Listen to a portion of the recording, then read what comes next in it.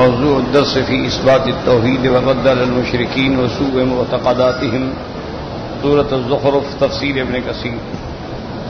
الحمد لله رب العالمين، والصلاة والسلام على أشرف الأنبياء وسيد المرسلين سيدنا محمد وعلى آله وأصحابه أجمعين. اللهم صل على سيدنا محمد وعلى آل سيدنا محمد كما صليت على إبراهيم وعلى آل إبراهيم في العالمين إنك حميد مجيد.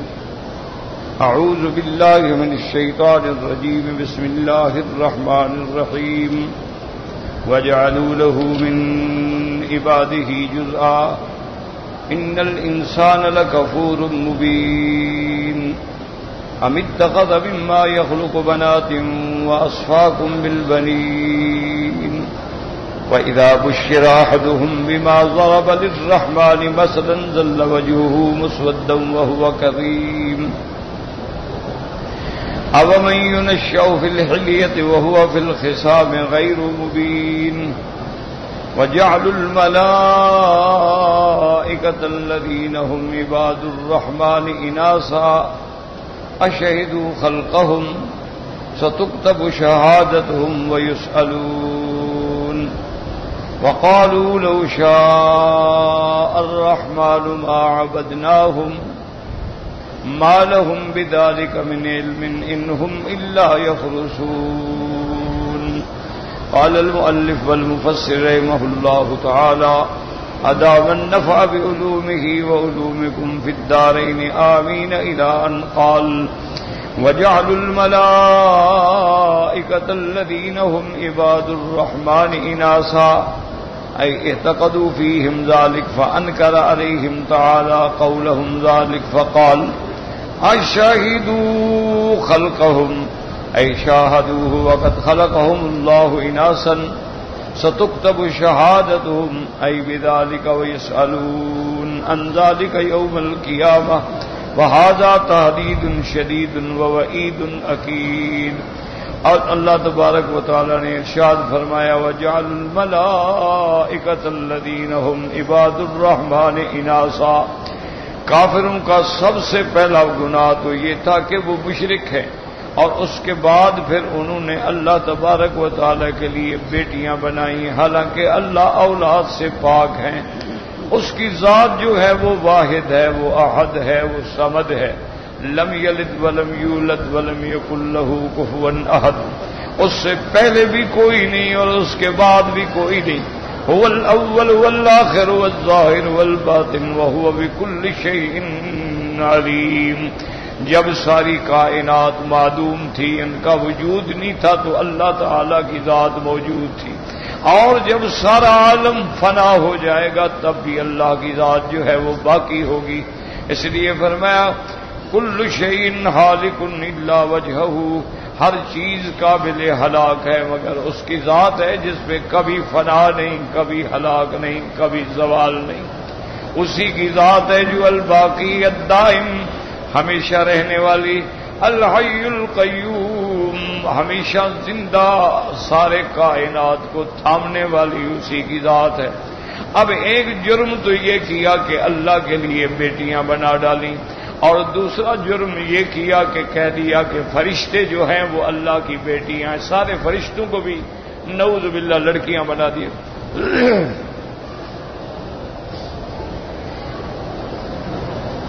اس لیے اللہ تبارک و تعالی نے ان کے ایسے جھوٹے عقیدے پہ زبردست انکار فرمایا. اللہ نے فرمایا: اشہدوا خلقہم. تم جو کہتے ہو کہ فرشتے بیٹیاں ہیں، جب ہم نے فرشتوں کو پیدا کیا تو کیا تم موجود تھے؟ تم دیکھ رہے تھے کہ یہ لڑکیاں ہیں؟ اے شاہدوا، کیا تم نے مشاہدہ کیا وقت خلقہم اللہ اناثا، کہ اللہ نے ان کو لڑکیاں بنا کے پیدا کیا؟ اللہ نے فرمایا: ظالمو، جو کہہ رہے ہو ستکتب شہادتہم، تمہاری یہ بات ہم لکھی جا رہی ہے، تمہاری یہ بات محفوظ ہے. کیا مانا؟ یعنی اس کا بدلہ پھر تمہیں قیامت میں دیں گے، اس کی سزا جو ہے وہ تمہیں قیامت میں دیں گے. وَيُسْأَلُونَ، قیامت میں تم سے پوچھو گی، عَنْ ذَلِكَ يَوْمَ الْقِيَامَةِ، مفسر فرماتے ہیں یہ بڑی سخت تحدید ہے اور بڑی سخت وعید ہے. اللہ نے فرمایا تمہارا گناہ لکھ لیے ہیں، اب قیامت میں تمہیں جواب دینا ہوگا کہ ثابت کرو کہ فرشتے لڑکیاں ہیں. وَقَالُوا لَوْ شَاءَ الرَّحْمَنُ مَا عَبَدْنَاهُمْ أَيْ لَوْ أَرَادَ اللَّهُ لَحَالَ بَيْنَنَا وَبَيْنَ عِبَادَةِ هَذِهِ الْأَصْنَامِ التي هي على صور الملائكة التي هي بنات الله فإنه عالم بذلك وهو يقرنا عليه وجمعوا بين أنواع كثيرة من الخطأ. اب وہ ظالم یہ کہنے لگے کہ جب ہم ان بتوں کی عبادت کرتے ہیں اور یہ بت فرشتوں کی تصویریں ہیں، ان کی صورت ہے، اگر اللہ چاہتے تو ہمیں روک دیتے، جب نہیں روکا تو مانا ہے کہ اللہ ہماری اس عبادت پہ راضی ہے. یہ ایک اور حالت ہے کہ ہر کافر یہ سمجھتا ہے کہ میں ایک صحیح عمل پہ ہوں، اس لیے اللہ تعالیٰ مجھ سے راضی ہے. اسی لیے کافر کہتے تھے کہ پہلے تو قیامت ہوگی نہیں. وَلَئِن رُجِعْتُ إِلَىٰ رَبِّي أَنَّ لِي عِندَهُ لَلْحُسْنَىٰ، اور اگر بفرض محال قیامت ہوگی تو وہاں بھی ہمیں بھلائی ملے گی. کیوں؟ اگر اللہ اللہ چاہتے تو ہمیں منع کر دیتے، اللہ ہمیں روک دیتے، ہمیں کسی غیر کی عبادت کرنے ہی نہ دیتے. یہ جہالت ہے. اللہ کسی پہ جبر نہیں فرماتے. اللہ نے فرمایا ہم نے تمہیں آنکھیں دی ہیں، عقل دیا ہے، حواس خمسہ دیے ہیں، ہم نے 1,24,000 پیغمبر بھیجا، کتابیں اتاری، اور جنہوں نے آگے تم کو ہدایت کی بتلا دیا کہ یہ رحمان کا راستہ ہے، یہ شیطان کا راستہ. اب تمہاری مرضی ہے، اللہ جبر کرے. اگر اللہ جبر کرتے تو پھر تو دنیا میں کوئی کافر ہی نہ ہوتا. اگر اللہ چاہتے تو ابلیس کو پیدا ہی نہ کرتے، پھر امتحان کیسے ہوتا؟ دیکھو نا اب رات ہے، اگر رات نہ ہو تو دن کی روشنی کی کیا قیمت ہے، اور اگر دن نہ ہو تو پھر رات کی کیا قدر ہوگی. یہ تو لازمی بات ہے کہ حق کی عظمت تب ہوگی جب مقابلے پہ باطل ہوگا، صداقت کی قیمت تب ہوگی جب مقابلے پہ جھوٹا ہوگا. اسی طرح ہمیشہ یاد رکھیں کہ مومن کی قیمت بھی تب ہوگی جب مقابلے پہ کفر ہوگا. تو اللہ تمہیں زبردستی روک دے، یہ اور یہ حل ہے. اب مفسر رحمۃ اللہ علیہ فرماتی ہیں لو اراد اللہ، مشرکین کے کہنے کا مقصد یہ تھا کہ اگر اللہ چاہتا لحال بیننا و بین عبادت الاصنام، تو ہمیں اور ہماری عبادت اصنام کے درمیان میں رکاوٹ ڈال دیتے. اور یہ جو ہم نے بنائے ہیں ملائکہ کی شکل پہ ہیں اور یہ اللہ کی بیٹیاں ہیں، وَإِنَّهُ عَالِمٌ بِذَلِكَ، وہ جانتے ہیں کہ ہم بتوں کی پوجا کرتے ہیں، وَهُوَ يُقِرُّنَا عَلَيْهِ، اسی نے ہمیں اس پہ رکھا ہوا ہے.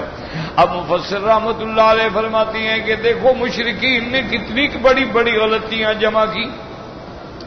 احدھا، پہلی غلطی یہ ہے جعلہم للہ تعالی ولدا تعالی وتقدس وتنزہ عن ذلک علوا کبیرا. سب سے پہلا گناہ تو یہ کیا کہ اللہ کے لیے اولاد بنائی. اللہ اولاد سے پاک ہے، اللہ منزہ ہے.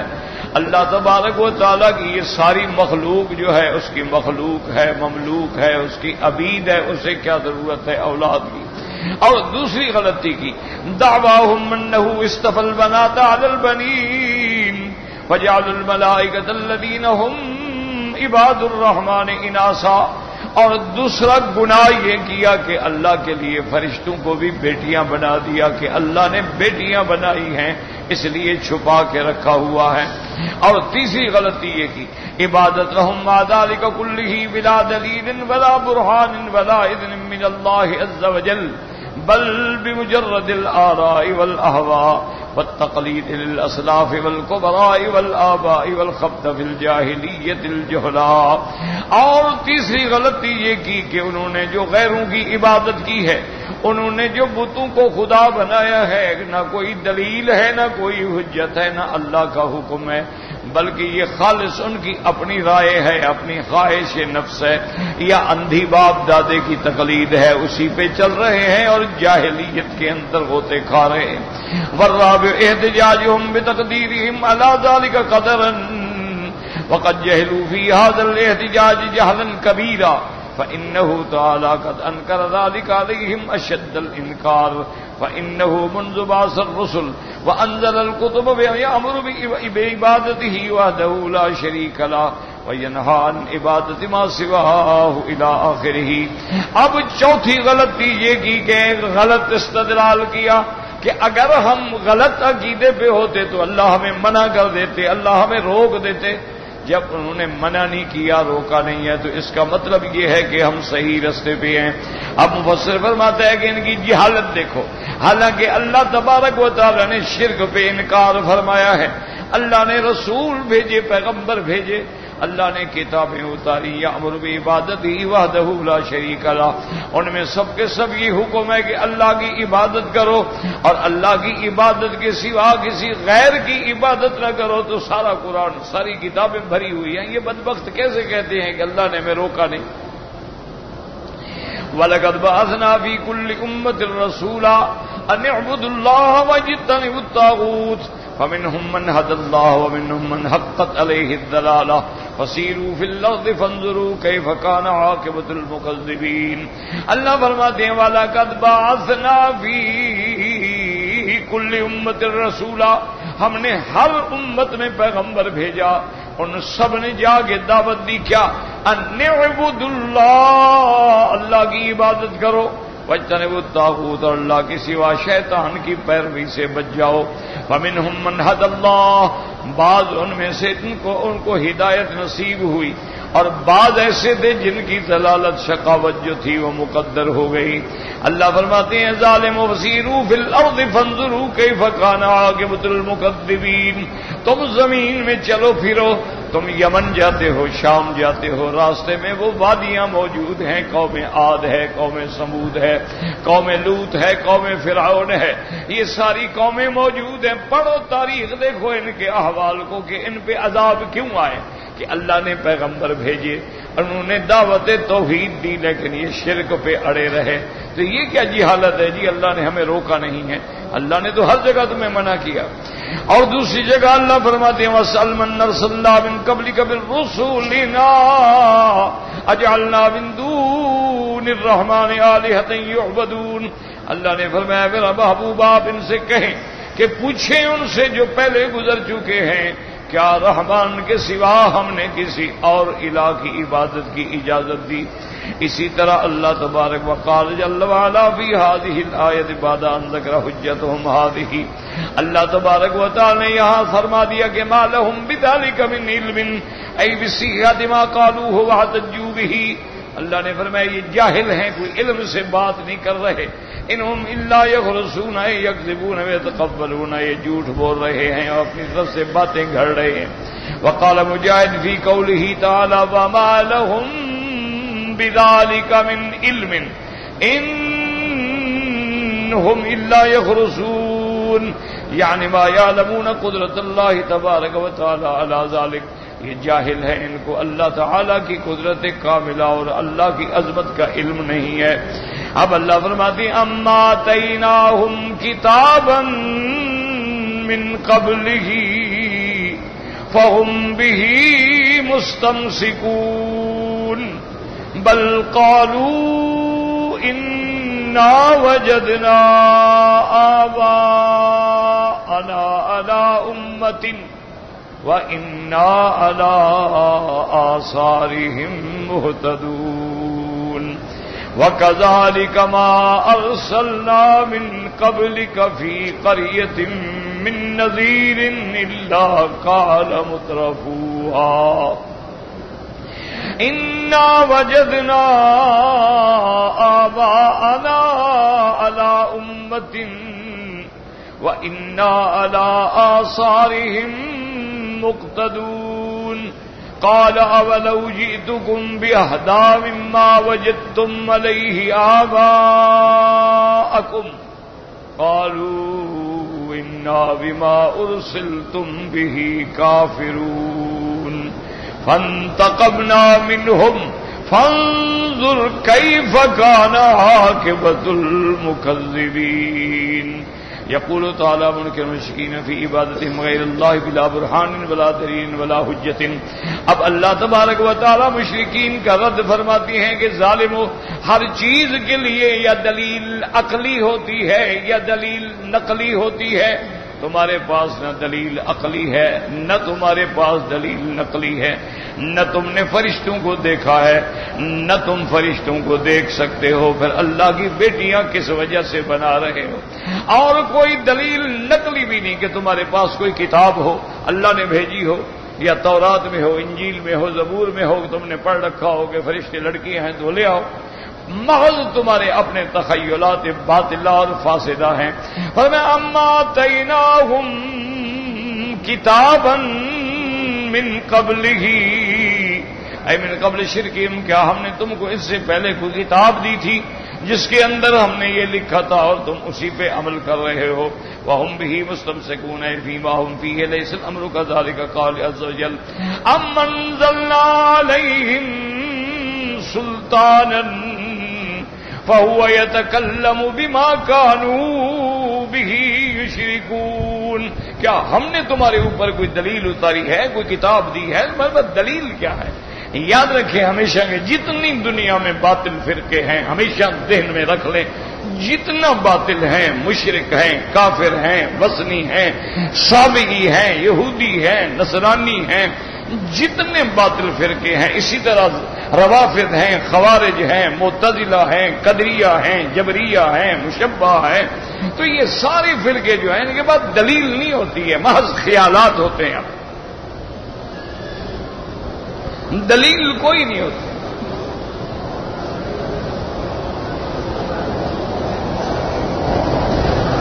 اسی لیے آج بھی مثلاً مثال ایک چھوٹی سی دوں تاکہ خدا کرے آپ کو سمجھ آئے، میں سمجھا سکوں۔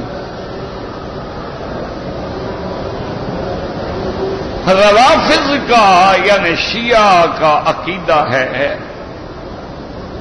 کہ جیسے نبوت جو ہے منسوس من اللہ ہے، اللہ نبی بناتے ہیں، نبی چنتے ہیں اور اس کی نبوت اور صداقت کے لیے معجزات دیتے ہیں، اس پہ اپنی وحی بھیجتے ہیں، یعنی ہر حال میں نبوت جو ہے منسوس ہوتی ہے، وہ کہتے ہیں خلافت بھی منسوس ہوتی ہے۔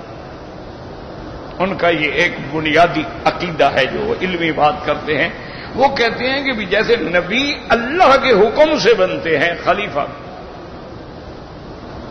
اب ایک بات تو کہہ دی، لیکن دلیل بھی کوئی آیت پڑھو۔ اللہ کے انبیاء بنانے پر تو قرآن میں سینکڑوں آیات ہیں نا، وَكَمْ أَرْسَلْنَا مِن نَّبِيٍّ فِي الْأَوَّلِينَ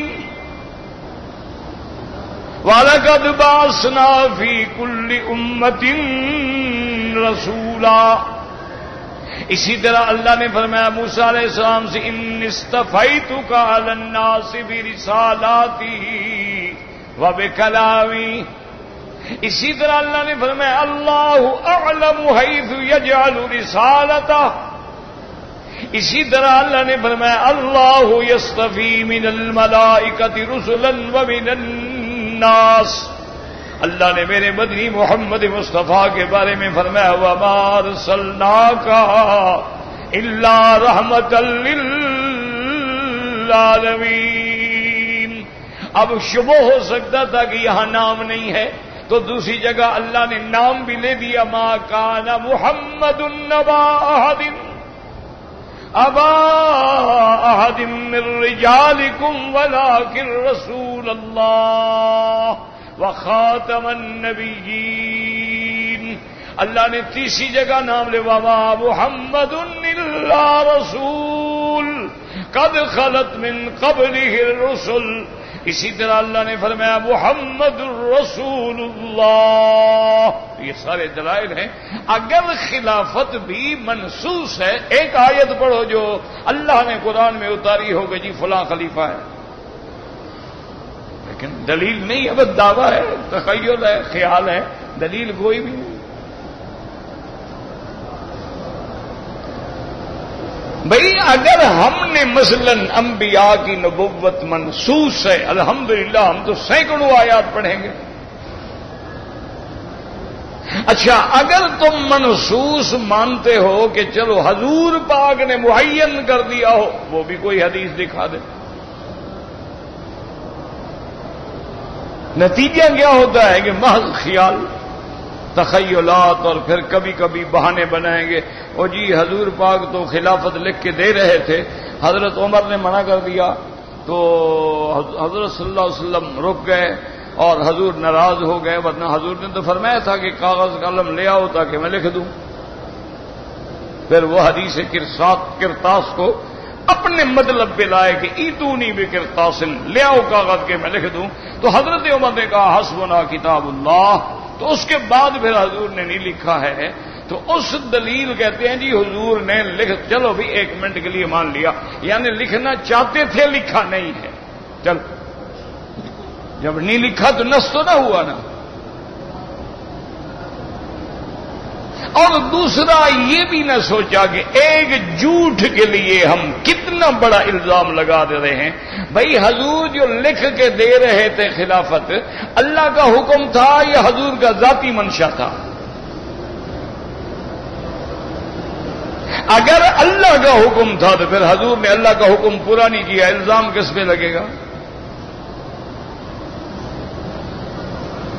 اور اگر حضور کا ذاتی خیال تھا تو پھر کیا حضرت عمر سے آپ ڈر گئے؟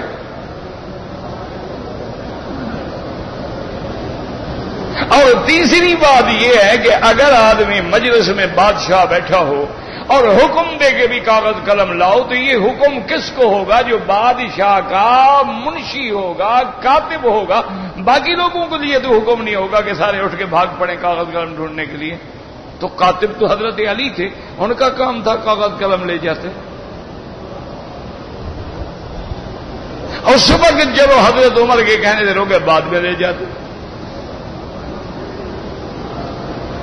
تو جس کی خلافت ہے وہ تو نہ کاغذ لے گیا نہ قلم لے گیا. بلکہ یاد رکھیں کہ ایک صحیح روایات میں آتا ہے، آثار میں، کہ حضرت فضل نے اور حضرت عباس نے سب نے ابھی حضور کی بیماری تھی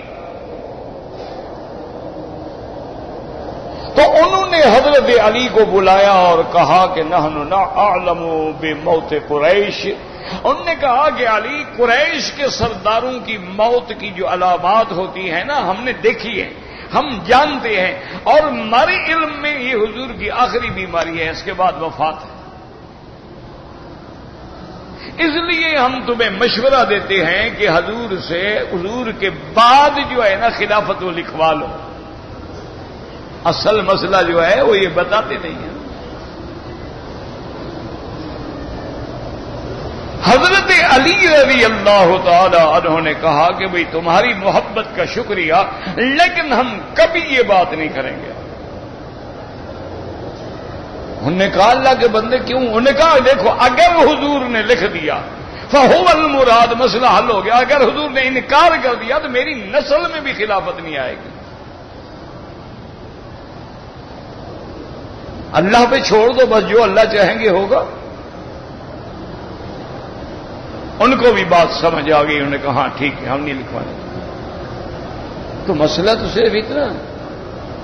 اچھا پھر یہ ہے کہ حضرت علی رضی اللہ تعالی عنہ کا دور گزر گیا، یعنی تقریباً یوں سمجھ لو کہ آج 1300 سال گزر گئے. حضرت علی نے تو کبھی دعویٰ نہیں کیا کہ حضور مجھے لکھ کے دے رہے تھے، عمر تم نے راستہ روک لیا. تمہیں 1300 سال کے بعد کیسے خیال آ گیا؟ اس لیے ہمیشہ یاد رکھو کہ باطل کے پاس کبھی دلیل نہیں ہوتی. اسی طرح آپ دیکھ لیں کہ آج ہمارے بھائی جو ہیں بیچارے محبت میں آ کے حضور کے نام پہ انگوٹھے چومتے ہیں. پوچھو دلیل؟ نہ قرآن میں ہے، نہ حدیث میں ہے، نہ سیاستہ میں ہے، نہ سنن میں ہے، نہ مسندات میں ہے، نہ مراسیل میں ہے. کہتی ہیں جی وہ ایک کتاب کے حاشیے پہ لکھا ہے کہ آدم علیہ السلام نے چوما تھا. تم آدم کا کلمہ پڑھتے ہو کہ محمد مصطفیٰ کا کلمہ پڑھتے ہو؟ کیا مطلب؟ آدم علیہ السلام کی شریعت کے ہم پابند ہیں؟ تو یہ کوئی دلیل ہے کہ آدم علیہ السلام نے ایسا کیا تھا؟ آدم علیہ السلام نے حضور کے وسیلے سے دعا مانگی تھی. وہ اللہ کے بندے، تمہارے پاس جو پورا قرآن موجود ہے، سرکار دو عالم کی احادیث موجود ہے، پورا سیاستہ موجود ہے، حضور کے صحابہ موجود ہیں، تابعین موجود ہیں، مجتہدین موجود ہیں، محدثین موجود ہیں، مفسرین موجود ہیں، کوئی ایک صحابی تو ایسے قول کی دلالت کرے اور گواہی دے اور شہادت دے؟ لیکن نہیں، دلیل کوئی نہیں، بس ایک خیال۔ اسی طرح سے یعنی آپ ہر مسئلہ ان کا دیکھ لیں بھی، اذان سے پہلے صلاۃ و سلام میں بھی دلیل کوئی نہیں۔ بھائی اگر ہے دکھا دو۔ زیادہ سے زیادہ یہ کہو گے کہ اللہ نے قرآن میں تو حکم دیا ہے نا، حضور پہ درود بھی بھیجو، سلام بھی بھیجو، لہذا ہم بھیجتے ہیں۔ لیکن یاد رکھو، جہاں اللہ نے حکم دیا ہے وہاں محمد مدنی نے نمونہ بن کے بھی دکھلایا ہے۔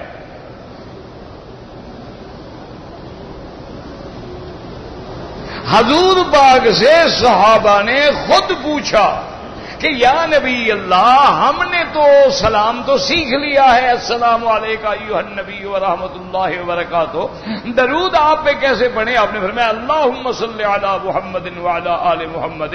تو سلام بھی سکھلایا، درود بھی سکھلایا، اور یہ بھی بتلایا کہ یہ بیٹھ کے پڑھنے والا وظیفہ ہے، یہ کھڑے ہو کے پڑھنا جائز ہی نہیں ہے۔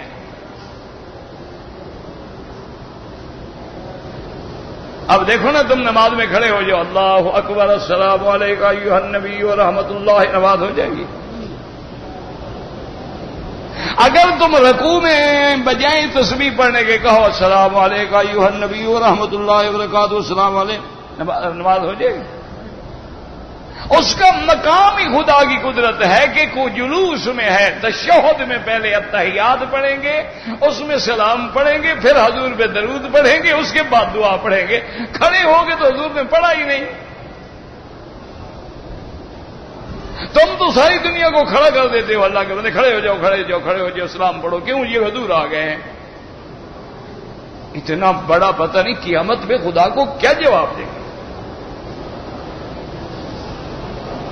حضور آ گئے ہیں کا کیا مطلب ہے؟ یعنی حضور کا روح آیا ہے تو روح کو تو کوئی دیکھ نہیں سکتا، اور اگر حضور بمائے جسد مبارک کے آئے ہیں تو پھر سب کو نظر آنا چاہیے۔ جب حضور مکے میں تھے، جب صدیق کی آنکھیں دیکھتی تھیں تو ابو جہل کی آنکھیں بھی دیکھتی تھیں۔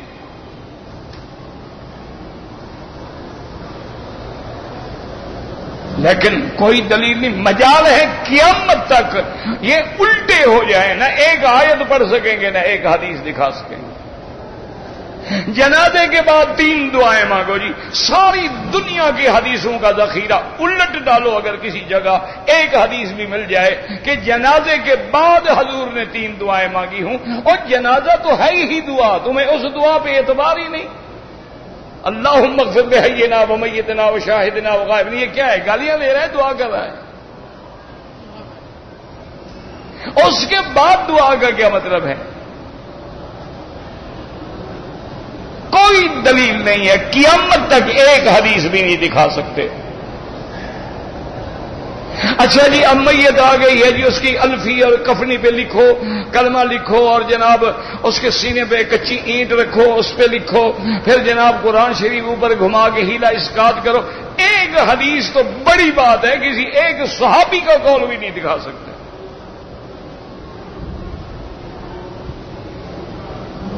تو اس لیے ہمیشہ یاد رکھ لیں کہ جتنے باطل فرقے ہیں محض اپنے آراء کے، اپنے تخیلات کے یا باپ دادے کے رواج کے پیچھے چل رہے ہیں، دلیل کوئی۔ باپ کرتا تھا، اولاد بھی کر رہی ہے، دادا کرتا تھا، باپ بھی کر رہا ہے، نسلیں بھی کر رہی ہیں۔ اور جی ہمارے باپ دادا ایسے کرتے تھے۔ اچھا، لوگ جھکتے ہیں، پاؤں پہ ہاتھ رکھتے ہیں، وہ جناب ذمہ دار کے پاؤں پہ بھی ہاتھ رکھتے ہیں، وڈیرے کے پاؤں پہ بھی ہاتھ رکھتے ہیں، رواج ہے، چلا آ رہا ہے۔ اچھا، ہمارے سندھ میں ہمارے بھائی ہیں، مسلمان ہیں، ایک رواج آ گیا کہ ہندوؤں کی طرح ہاتھ باندھ کے کھڑے ہو جائیں گے، رواج ہے، بن گیا، چونکہ وہاں ہندو بہت زیادہ تھے، ان کی تہذیب جو ہے وہ اثر کر گئی۔ اسی طریقے سے آپ دیکھ لیں کہ ہمارے شادی میں کیا کیا رسمیں ہیں کہ جناب لال دھاگا باندھا جاتا ہے اور لوہا کا بیت پکڑایا جاتا ہے اور جناب تلواریں نیچے رکھی جاتی ہیں، گھوڑے کی لگامیں نیچے رکھی، سب ہندوؤں کی رسمیں ہیں، تمہارے اندر بھی آ گئی۔ انا للہ و انا الیہ راجعون۔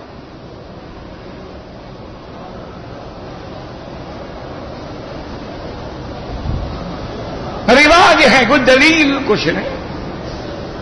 بھائی حضور نے تو بی بی فاطمہ کا شادی کی، بی بی زینب کی، رقیہ کی، ام کلثوم کی، ادھر 4 لڑکیوں کی شادی فرمائی ہے۔ کس شادی پہ گانے باندھے گئے؟ کس شادی پہ یہ رسمیں ادا کی گئیں؟ کس شادی پہ دلہن کو سنوارنے کے لیے آٹے میں ہلدی ملا کے ان کے بدن پہ ملی گئی؟ کس یعنی شادی میں عورتوں کی بھویں باریک بنائی گئیں؟ کس شادی میں عورت کے ناخن 1.5 انچ کے اور جھوٹے ساتھ لگائے گئے تاکہ خامن ڈرتا رہے خبردار آنکھیں نکال لوں گی نہیں تو؟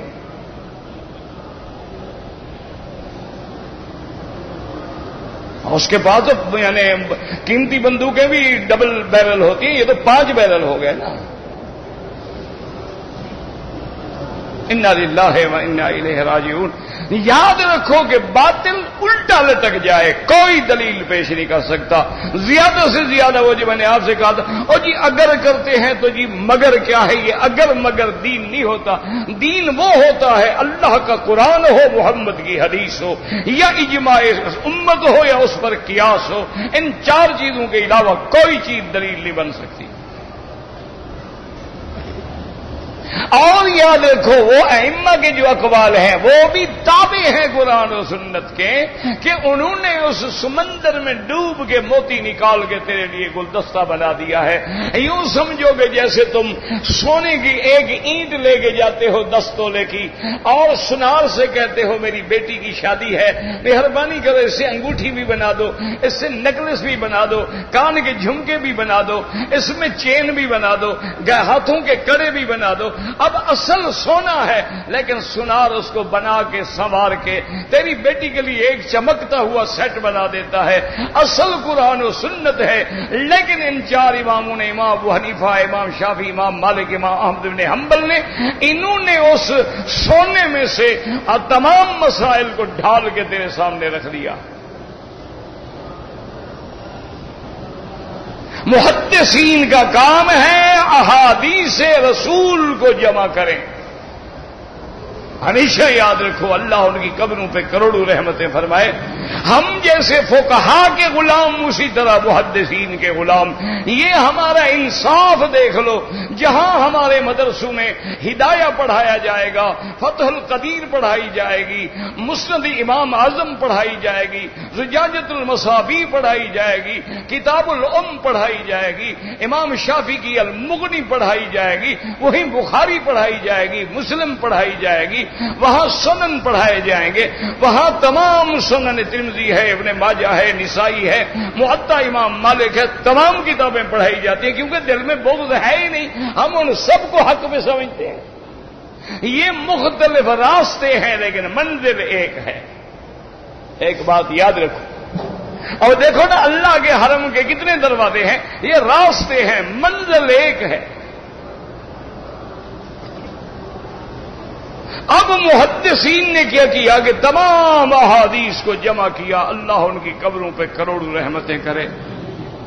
اچھا، اس طرح اصحاب الجرح والتعدیل جو گزرے ہیں، جیسے کہ یحییٰ ابن معین ہے، اسی طرح ابن حبان ہے، اسی طرح خود امام ترمذی ہے، انہوں نے پھر تنقیح کی ہے روایات کی کہ اس سند میں کوئی راوی کذاب تو نہیں ہے، کوئی راوی وضاع تو نہیں ہے، کوئی راوی جھوٹا تو نہیں ہے، کوئی راوی جھوٹی حدیثیں بنانے والا تو نہیں ہے، کوئی راوی بد مذہب تو نہیں ہے۔ وہ سارا چھانٹ کے اس لیے امام بخاری فرماتے ہیں کہ میں نے 2 لاکھ حدیثوں کے ذخیرے میں یہ 6000 حدیث منتخب کی، اور اس کو بھی آپ نے ایسے لکھا، ہر حدیث لکھنے سے پہلے 2 رکعت پڑھ کے اللہ کے آگے دعا کر کے پھر حدیث لکھتے تھے۔ اب خود اندازہ کرو نے کتنی رکعتیں پڑھی ہوں گی۔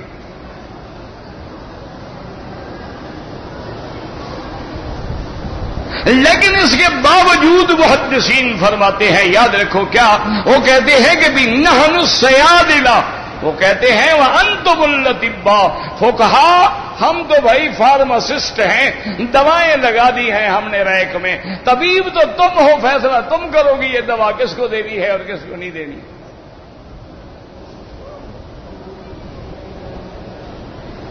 ہمیشہ یاد رکھ لیں، اصولی سی بات ہوتی ہے، اللہ تبارک و تعالیٰ ان سب پہ کروڑوں رحمتیں نازل فرمائیں، اور اللہ ہمیں تمام ائمہ محدثین فقہاء علماء اولیاء کا اللہ پاک ہمیں ادب کرنے کی توفیق عطا فرمائے۔ یہ کام ہیں اللہ کے، یہ بھی قرآن میں ہے کہ میرے نبی کے 4 وظیفے ہیں، یتلو علیہم آیات کا، قرآن پڑھ کے سنانا، ویعلمہم الکتاب، قرآن کی تعلیم دینا، والحکمت، حدیث سنت پڑھانا، ویزکیہم، اور ان کے اندر کو پاک صاف کر کے تربیت کر دینا۔ یہ 4 وظیفے جو ہیں محمد مصطفیٰ کے ہیں، تو اس لیے تلاوت کا کام قرآن نے لے لیا، اور اس کے بعد تعلیم کا کام جو ہے علماء نے لے لیا، جمع کرنے کا کام محدثین نے لے لیا، حضور کی سنت کو نکالنے کا کام فقہا نے لے لیا، اور باطن کی اصلاح کا کام اولیاء نے لے لیا۔ یہ چاروں لائنیں ہیں، متوازی ہیں، برابر ہیں، ان میں کوئی شک نہیں۔ اب بڑے بڑے بزرگ ہوتے تھے، جیسے مثلا حاجی امداد اللہ صاحب ہیں، کوئی عالم نہیں تھے، لیکن تمام علماء ان کے بیعت تھے۔ حتیٰ کہ ایک آدمی نے حضرت گنگوہی سے جا کے کہا، انہوں نے کہا کہ حضرت جن کو تم پیر بناتے ہو وہ تو سنا ہے میلاد کرتے ہیں، اور تم نے ان کی بیعت بھی کی ہوئی۔ فرمایا بیعت اس لیے تو نہیں کی تھی کہ میں ان سے مسئلے پوچھوں گا، مسئلہ شریعت کا پوچھنا ہو تو میرا پیر بھی مجھ سے پوچھتا ہے، اور میں قرآن و سنت سے پوچھتا ہوں، غلط ہے چیز غلط ہے، بدعت ہے بدعت، میں نہیں جانتا۔ ہم نے تو ان کو اس لیے پیر بنایا تھا کہ ہماری تربیت کریں، ہماری اصلاح کریں، باقی علم کی بات ہوگی۔ اور فرمایا میں تو ان کے تابع نہیں ہوں، بلکہ وہ مجھ سے شریعت کا مسئلہ پوچھتے ہیں۔ تو اس لیے ہمیشہ اپنے دل و دماغ کو یاد رکھ لو کہ باطل فرقہ جتنا ہوگا دلیل کوئی نہیں ہوگی۔ کبھی لڑائی نہ کرو، کبھی جھگڑا نہ کرو، کبھی فساد نہ کرو۔ امت اسلام پہ اس وقت ایک عظیم ابتلا کا دور ہے، پورے عالم میں مسلمانوں کے خون سے ہولی کھیلی جا رہی ہے۔ یہ لڑانے کا وقت نہیں ہے، یہ جوڑنے کا وقت ہے، ملانے کا وقت ہے، اتحاد کا وقت ہے، حضور کی امت کو ملا کے اللہ کے آگے فریاد کرنے کا وقت ہے۔ اگر کبھی کسی مسئلے پر ضرورت ہو نا، مثلا کبھی تم خیرات کرتے ہو، مولوی صاحب کو بلاتے ہو ختم شریف پڑھنے کے لیے، اس کو اندر کمرے میں لے جاؤ، دروازہ بند کر کے محبت سے کہو کہ حضرت مہربانی کریں، ہمیں وہابی تنگ کرتے ہیں۔ یہ کھانا سامنے رکھ کے ختم صغیر ختم کبیر کسی حدیث شریف میں ہے تو یار مہربانی کر ہمیں بھی حوالہ دکھا دے، ہم بھی جا کے ان کو دکھائیں گے، یہ دیکھو حدیث شریف ہے، حضور نے سامنے رکھا اور ختم پڑھا۔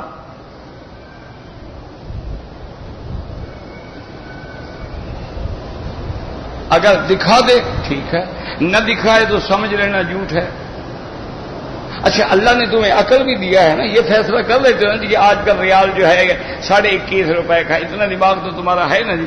مجھے یہ بتاؤ کہ چاول بھی ہمارے، گھی بھی ہمارا، پیسہ بھی ہمارا، ثواب کی کنجی مولوی کی جیب میں ہوتی ہے، کیا مطلب ہے یار؟ اچھا ہم نے سب نے اچھا جی قرآن پڑھے، سپارہ پڑھا، کون نے 2 پڑھے تو نے 3، سارے ثواب دے دو، ثواب ہم نے ثواب تمہیں دیا، تمہارا مل کے کیا، پہلے تمہیں پتا ہے پڑھنے پر ثواب ملا بھی ہے، پتہ ہے اللہ قبول کرے نہ کرے، ثواب ملے نہ ملے، میں کیا پتا ہے۔ اچھا اگر مل گیا ہے، اس کو جو دے رہے وہ پاگل ہے کہ تمہارے دادے باپے کو دے، اپنے باپ دادے کیوں نہ دے، تم نے تو دے دیا اس کو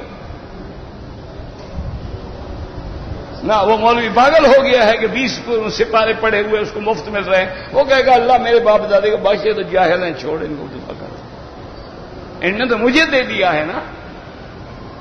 اس لیے قرآن کہتا ہے یاد رکھو کہ جو کچھ ظالمو تم کہہ رہے ہو، ہم نے تمہیں کوئی کتاب دی ہے؟ ہم نے تمہارے پاس کوئی دلیل اتاری ہے؟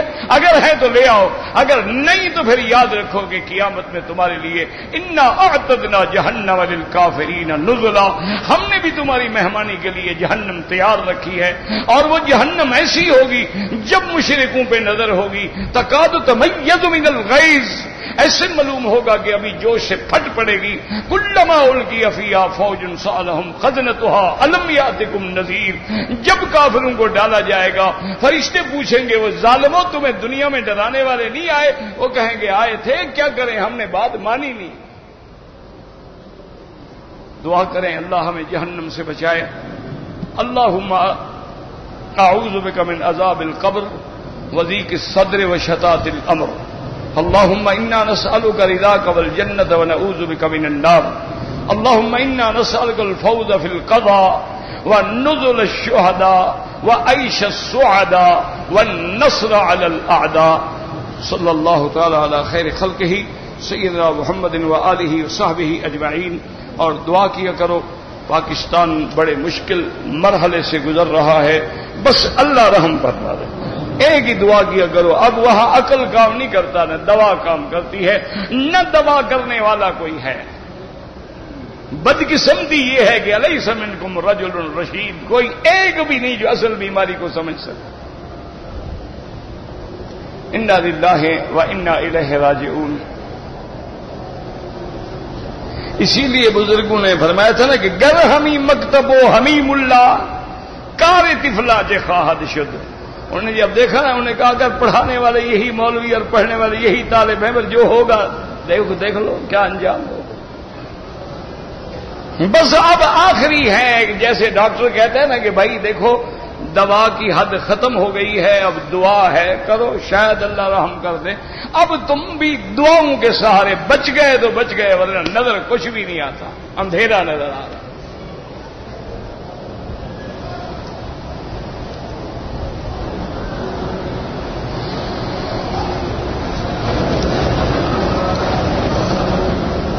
کہتے تھے کہ بعض لوگ سوال کرتے ہیں تو ان کی آپ توہین فرماتے ہیں، اللہ مجھے معاف کرے میں توہین نہیں کہتا، لیکن مجھے یہ سمجھاؤ اگر مجھ سے یہ پوچھا جائے کہ ایک آدمی پیلے رنگ کی جوتی کیوں پہنتا ہے، میں کیا کروں؟ بتاؤ مجھے، نا بتاؤ میں کیا جواب دوں؟ بھئی اس مسئلے کا کیا تعلق ہے دین سے؟ کوئی پیلا پہنے، کالا پہنے، نیلا پہنے۔ اچھا اگر تمہیں کوئی ایسی بات ہے جس نے پہنا ہے اس سے پوچھو۔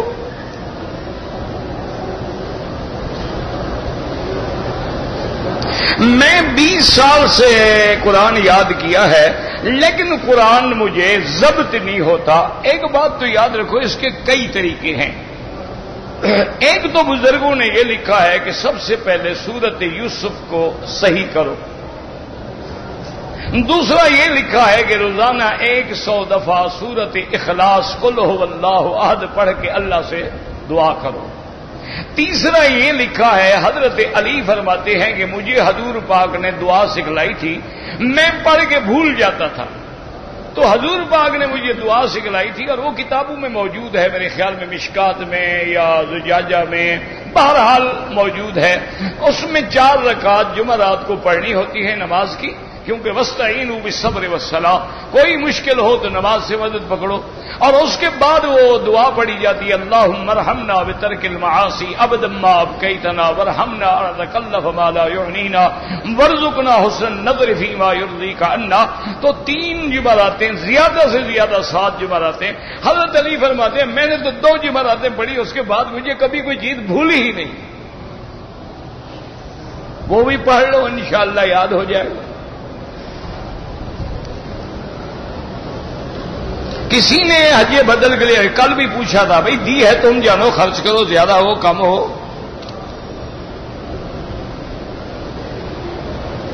میری والدہ یا نانی جو تھی نا وہ بوڑھی ہیں، ویل چیئر پہ میں ان کو صفا مروہ کرا رہا تھا، وہ اسی ویل چیئر پہ سو گئی، نیند آ گئی، کوئی بات نہیں، بے ہوش کو بھی کرا سکتے ہو، کوئی مسئلہ نہیں۔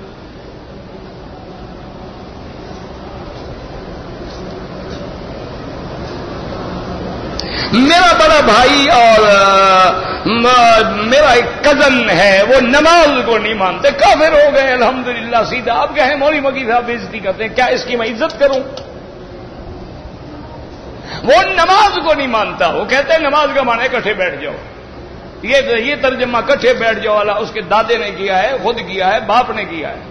ایسے آدمی زبان سے نہیں سمجھتے، لاتوں کے بھوت ہیں، باتوں سے نہیں مانتے. 1400 سال امت کو نماز پڑھتے ہوئے ہو گئے، سارے غلط ہیں، صرف تم ٹھیک ہو. اتنا بڑا جاہل کو کیا جواب دیں؟ مجھے بتائیں جی، ناراض ہو جاتے ہیں جی، توہین کرتے ہیں. ایسے آدمی کی توہین نہ کرو، سر پہ بٹھاؤں ایسے آدمی کو. اور یہ توہین اللہ نے قرآن میں بھی حکم دے، قل یا ایھا الکافرون لا اعبد ما تعبدون. کیا ضرورت تھی نام لے کر؟ اللہ فرماتے عتل بعد ذلک زنیم، یہ سرکش بھی ہے اور حرام زادہ بھی ہے. قرآن میں کہا ہے، قرآن میں اللہ نے. کسی کو حرام زادہ کہنا ٹھیک بات ہے؟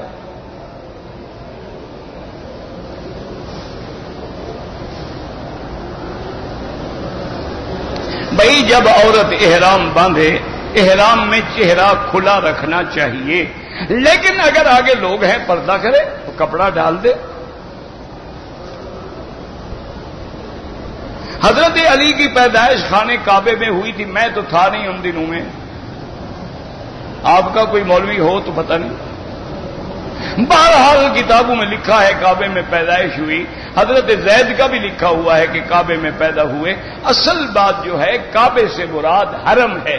جیسے قرآن کہتا ہے حدیم بالغ الکعبہ، حج کی بکری کعبے میں ذبح کرو. تم کعبے میں کرتے ہو، مینا میں کرتے ہو؟ تو سارا حرم کعبہ ہے. حضرت علی کا گھر بھی حرم میں تھا، ورنہ یہ کوئی بات ہے بھلا؟ تمہاری عورتیں ولادت کے وقت ہسپتال جاتی ہیں، حضرت علی کی والدہ کعبہ شریف کے اندر آ گئی تھی کہ وہیں جا کے میں نے نعوذ باللہ یہ سارا عمل تکمیل کرنا ہے تاکہ ناپاک خون وہیں گرے. کوئی عقل کرو کہ تعریف کر رہے ہو یا توہین کر رہے ہو؟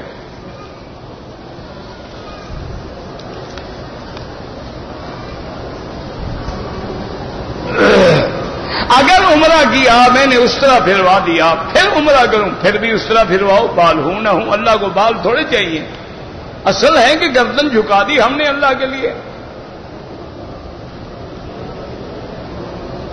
اگر کچھ دیر کے لیے کپڑا سر پہ آ گیا احرام کے دوران میں سو گیا، کچھ بھی نہیں ہوتا.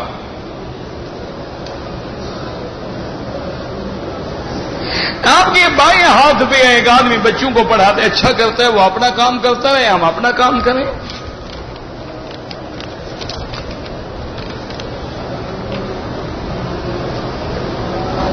میرا بیٹا بے گناہ جیل میں ہے، اللہ اس کو رہائی عطا فرمائے. اللہ تبارک و تعالی جتنے بے گناہ بلا وجہ ظلمن قیدوں میں پڑے ہیں ان کی مدد فرما، ان کو رہائی عطا فرما. ان کی کوئی فریاد سننے والا بھی نہیں ہے. بھئی آج تو مسلمان پہ کوئی رونے والا بھی نہیں ہے. کافروں کا کتا مر جائے تو جناب دیکھیں وہ تہلکہ ڈال دیں گے. مسلمان ہم اتنے بے حس ہو گئے ہیں کہ زبان بھی نہیں کھلتی ہماری. پاکستان سے ہم 28 دن کے لیے آئے ہیں. موٹی بات یاد رکھو، اگر ایک مقام پہ 15 دن ٹھہرنے کی نیت ہے، مقیم ہو گئے، نماز پوری پڑھو گے. اگر کم ہے 8 دن ادھر اور 10 دن ادھر اور 10 دن ادھر اور 10 دن ادھر اور 4 دن آنے میں اور جانے میں، پھر مسافر ہو.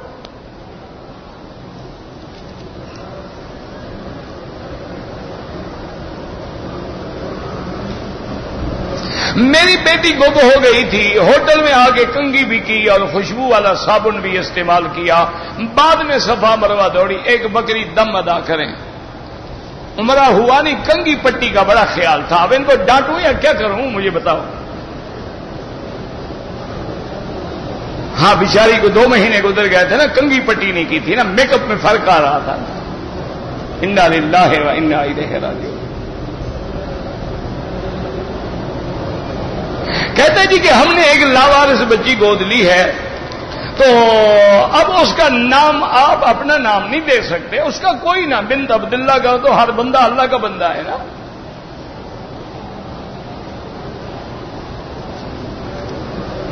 یا وہاں لکھ دو موتا بننا فلان.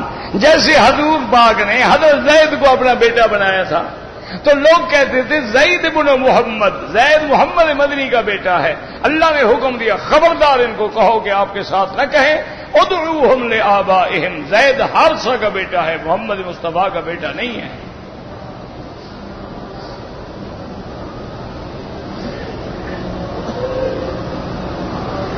کہتے ہیں جی کہ انشورنس حلال ہے، بالکل حرام ہے۔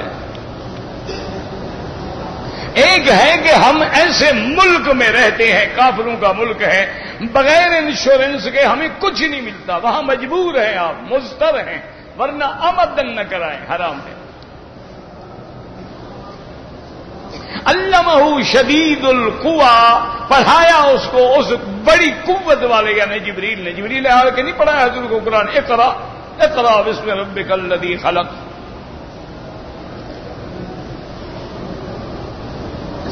ایک طلاق کے بعد اگر رجوع کرنا چاہیں، بس دو گواہوں کے سامنے کہہ دو کہ بھی میں نے بیوی کو طلاق دی تھی، میں رجوع کر رہا ہوں، اور بیوی کو مل لو، بس رجوع ہو گیا۔ یہ گواہوں کے سامنے نہ بھی ہو تب بھی ہو جاتا ہے، لیکن کل کو پھر جھگڑا ہو جائے، وہ کہے رجوع نہیں کیا، وہ کہے میں نے کیا ہے، تو بہتر ہے دو رشتہ داروں کے سامنے کہہ دو کہ بھئی میں نے غلطی کی تھی، طلاق دے بیٹھا تھا، رجوع کرتا ہوں۔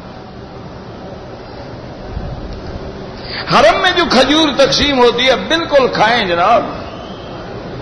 27 رجب کو کوئی روایت نہیں عبادت کرنے کی، یہ سب لوگوں نے اپنی طرف سے بنایا ہوا ہے۔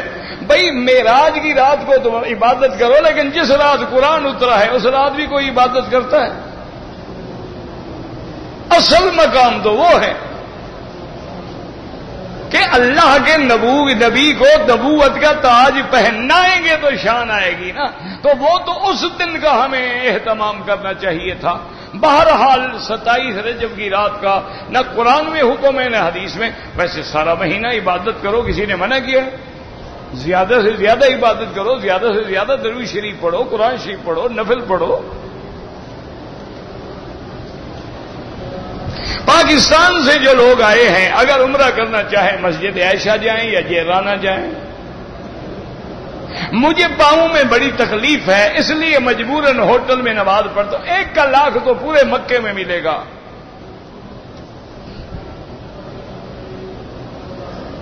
شفا کے لیے وہاں سے مٹی لے جانے کا کوئی حکم نہیں، نہ کبھی صحابہ لے گئے، نہ کبھی حضور پاک نے حکم فرمایا کہ مدینہ شریف کی مٹی لے جاؤ، کھجور لے جانے کا حکم ہے۔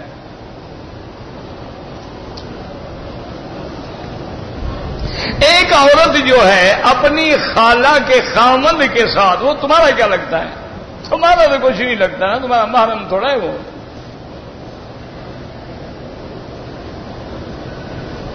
ختم بخاری کرانا، یہ ختم کرانا جو ہے نا، یاد رکھو یہ تو کوئی اصل بات یہ ہے کہ سارا سال حدیث پڑھائی جاتی ہے۔ جس دن ختم بخاری شریف ہوتا ہے لوگ برکت کے لیے بیٹھ جاتے ہیں، دعا کرتے ہیں، اور بعض علماء نے یہ بھی لکھا ہے کہ بڑی سی بڑی مصیبت آ جائے، بخاری شریف پوری پڑھ کے ختم کر کے اللہ سے دعا مانگو تو اللہ حل کر دیتے ہیں۔ حدیث رسول ہے، ہمارا ایمان ہے، کوئی ضروری بھی نہیں کہ کرو۔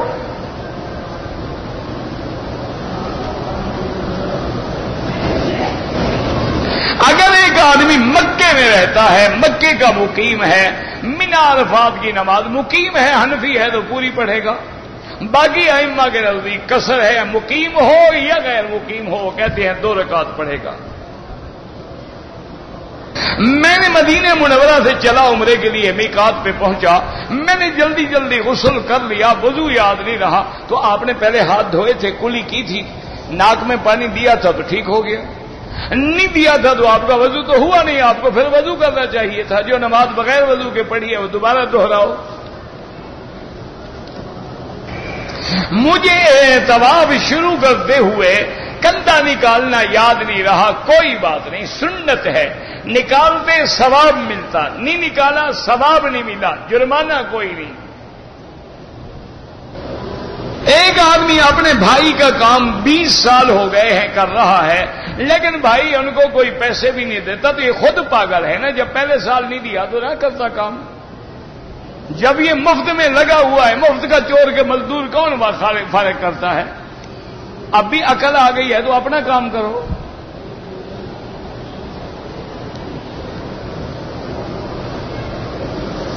مقتدی کے لیے فاتحہ حنفی حضرات جو ہے امام کے پیچھے نہیں پڑھتے، اور حنابلہ جو ہے وہ جہری نمازوں میں نہیں پڑھتے، سری میں پڑھتے ہیں۔ کہتے جی کہ لوگ جب حج کرنے کے لیے جاتے ہیں تو حاجی کہلانا، خود نہیں کہلانا چاہیے، لیکن اگر لوگ کہیں تو کوئی بات نہیں۔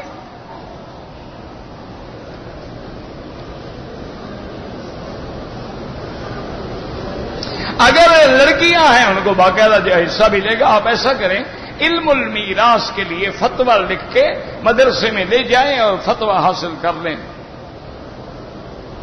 میں نے عمرہ کرنے کے بعد 15 گھنٹے کے بعد حلق کرایا۔ 15 گھنٹے اگر تم نے سلا ہوا لباس پہنا ہے، ایک بکری دم پڑ گئی۔ زمزم کے پانی سے وضو کر سکتے ہیں؟ بالکل کر سکتے ہیں، وضو بھی غسل بھی کر سکتے ہیں۔ حضرت اسماعیل کس پانی سے وضو کرتے تھے؟ زمزم بھی پانی ہے اللہ کے بندے، غسل بھی جائز ہے، وضو بھی جائز ہے۔ یہ تو علماء نے لکھا ہے کہ جب دوسرا پانی موجود ہے تو ہم کیوں ضائع کریں؟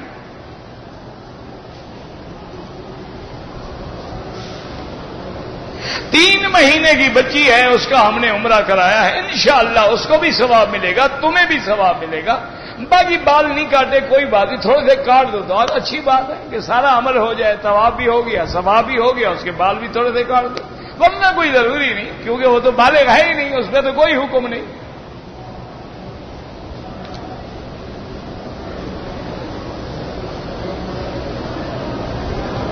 ایک امام صاحب ہیں، ان کے الفاظ جب وہ ادا کرتے ہیں، خے کو ہے بولتے ہیں، قاف کو گاف بولتے ہیں۔ تم محنت کرو، صحیح کراؤ اس کا۔ اب میں کیا کروں یعنی؟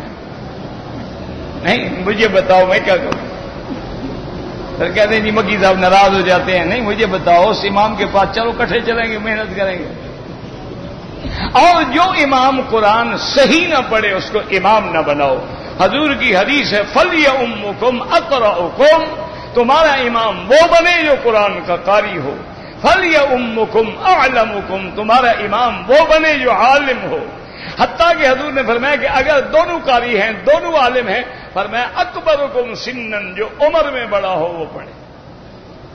ربنا تقبل منا انک انت السمیع العلیم وتب علینا انک انت التواب الرحیم۔